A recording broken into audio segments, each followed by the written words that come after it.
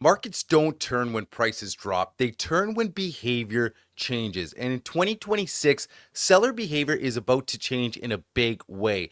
We already have more inventory, we already have softer pricing. But here's the important part: what's coming next isn't a headline, and it's not a crash, it's not a boom. It's a shift in how sellers think, how they negotiate, and how quickly they're forced to make decisions.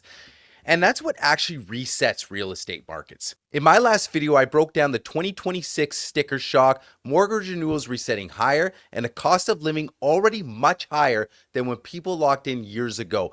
That video explained pressure. This video explains behavior, because real estate doesn't move just because rates change. It moves when people can't delay decisions any longer.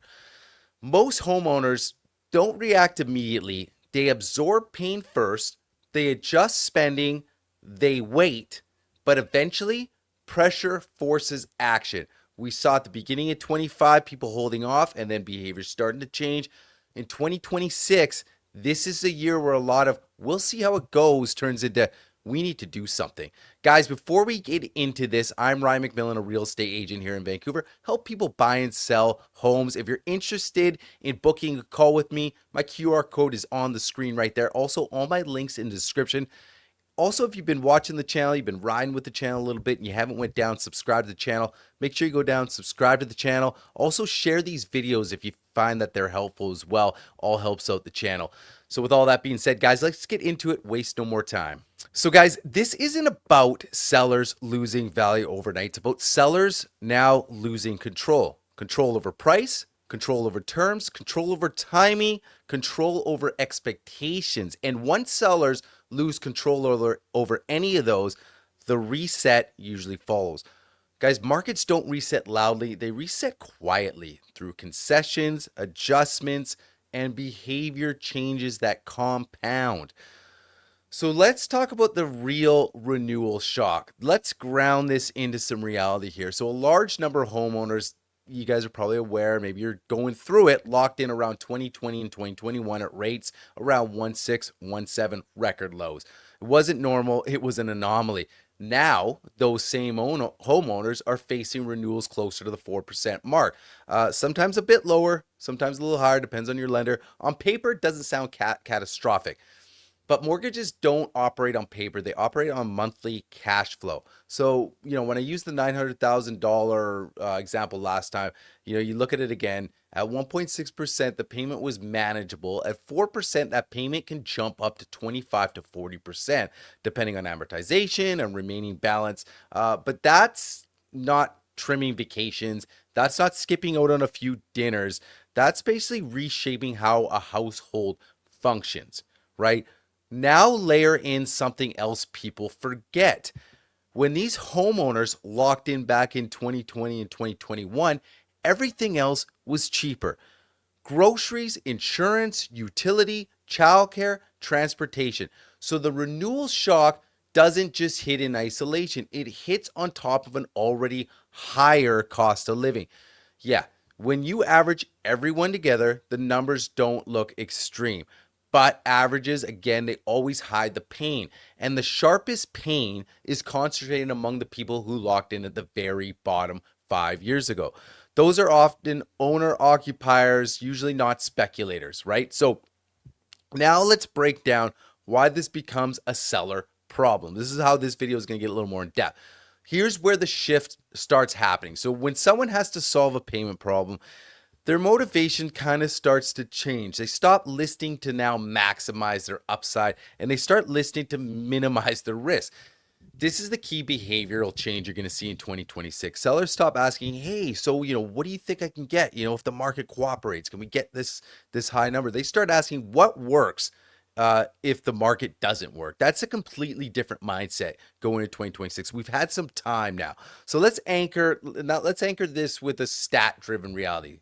Okay, in Greater Vancouver, when sales to active listing ratio sits below 15%, that's historically a buyer leaning environment, right? That does not mean price collapse. What it means is this: sellers, they stop setting terms. And when buyers gain choice, negotiations now they take longer.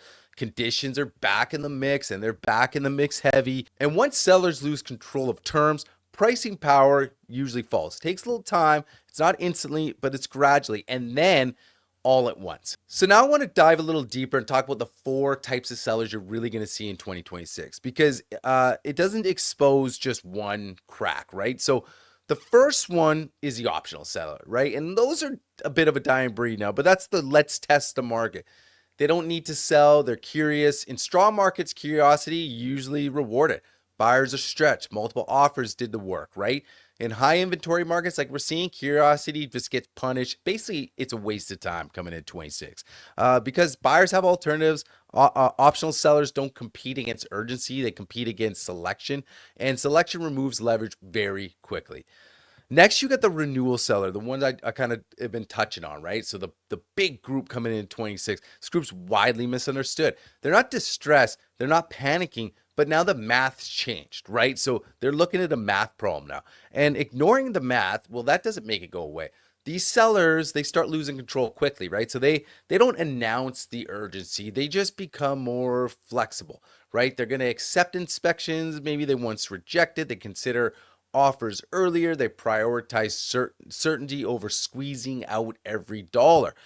This is where a lot of 2026 inventory quietly is going to come from. Then you got third, the investor seller. People are thinking, well, didn't all the investors leave? Well, yeah, a lot of them did, but there's still a few around. But for investors, this is never an emotional thing. It's numerical, right? When renewals hit for them, cash flow, well, that starts to compress. Even if rent holds, insurance, finance, and maintenance costs, they don't, right? The spread just disappears. Many investors, they don't wait for the headlines. They exit when the math stops working. They get ahead of that, right? Not when the news tells them, hey, maybe we should start to panic, right? So that creates supply before the broader market notices, right? And the fourth type of seller that I like to kind of put in that category is the timeline seller, right? Relocations, separations, family changes. These sellers care less about peak price and more about certainty and timing, right? It's all about timing for them. In 2026, these sellers accept offers, others might not, right? And their sales become the new pricing reference points for the rest of the market, right? They're setting the new pricing point here. So this is what losing control looks like in real life. Okay, so first, price reductions become contagious, right? One reduction doesn't just affect one listing, it resets expectations for the entire building or the street. Second, terms matter more now than price, right? So financing, conditions, inspections, flexible completions, things sellers used to dismiss 5 years ago became acceptable this year and going into next year. Third, time becomes the enemy, right? Longer days on market start creating doubt quickly. With all the inventory, starts getting passed real quick. Even good homes start getting questions when buyers have alternatives, right? Now, here's the part most people miss. Even if prices go sideways, inflation already did the damage. So home selling today for the same prices in 2021, it's actually worth 10 to 15% less in real terms. So when sellers wait for their number, they often losing ground quietly. And finally, sellers stop competing with buyers all of a sudden, and they start competing with their neighbors, other sellers. In high inventory markets, buyers don't stretch because they don't have to. They have choice. They choose, right? So listen, if you're a buyer on the other side, you're thinking, hey, it's a buyer's market. I can do whatever I want to do. Terms galore. This is not about being aggressive. You still have to be strategic. Have a strategy. In 2026, strong offers aren't just lower, they're cleaner. Cleaner conditions, cleaner timelines, cleaner intent. And in patience, it becomes an advantage again. And leverage comes from understanding seller motivation, right? Not from throwing out just low ball numbers. That's not going to get it done. So, and this is so to go back to sellers, how they keep control in 26. If you're selling in 26, control's not gone, but now it has to be earned. So here's what actually works in these softer markets and what we're going to see. So homes that sell the fastest typically transact within about 2 to 5% of fair market value, not 10, not 15. The listings that sit are usually chasing yesterday's price, winning sellers price for today's competition, not yesterday's memory. Okay. They fix obvious objections early, and they make one decisive adjustment instead of chasing the market down with small cuts. Guys, I can't tell you how frustrating this is. And if you're a seller, if we look at the stats, we had 8 months in a row of price decline. So think about, even if we list your property tomorrow, in 30 days from now, there's a good chance it's now overpriced. So you want to hit that mark early. The first couple of weeks is so important